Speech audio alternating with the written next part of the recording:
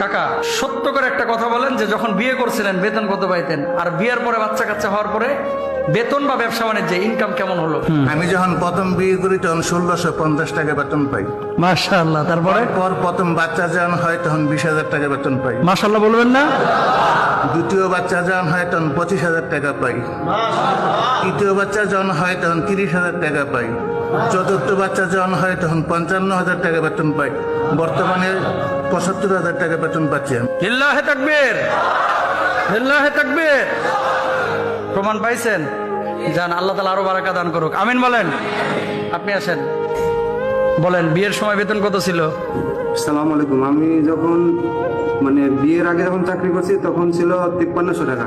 বিয়ে করার পরে 8,000 টাকা হয়েছে। এরপরে যখন প্রথম বাচ্চা হয় 25,000, এরপরে ধাপে ধাপে 30,000 হয়েছে। এখন আমার বউ প্রেগনেন্ট, এখন আমি বেতন পাই 33,500।